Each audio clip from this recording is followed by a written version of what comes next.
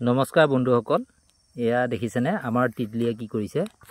তাই ড্ৰোন আপোনালোকে চিনি পাইছেনে নাই জানো। এই গছজোপা ড্ৰোন শাক বুলি কয়। এয়া চোৱা, দেখুৱাই দিয়া।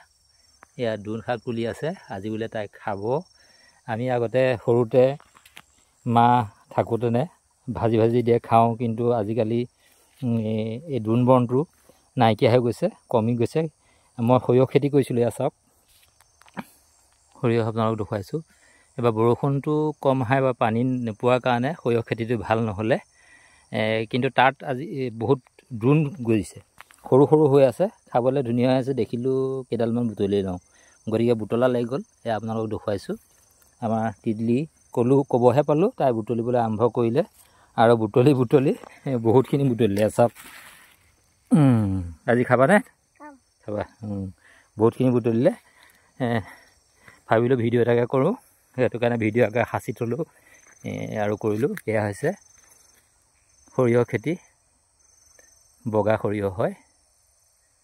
এয়া বগা সৰিয়হ, এয়া গোটেই বেৰি লোৱা হৈছে চবফালে। আৰু এইখিনিতে আমাৰ এখন নেমু বাগান আছে। এয়া চাওক, এখন নেমু বাগান, লগতে আছে দাদাৰ হয়। এয়া মাটি ৰেডি কৰি থকা হৈছে, কিবা লগাই থকা হৈছে। এইখিনি দাদাৰ মাটি হয়, বাকী এইখিনি হৈছে মোৰ। মই খেতি কৰিলোঁ, এইখিনি নিজে কৰা খেতি। ট্ৰেক্টৰ লগাই পেলাই, হাল বোৱাই পেলাই খেতি কৰিছিলোঁ, কিন্তু দুখৰ বিষয়ে বৰষুণ নোহোৱাৰ বাবে সৰিয়হ খেতি ভাল নহ'লে এয়া অৱস্থা।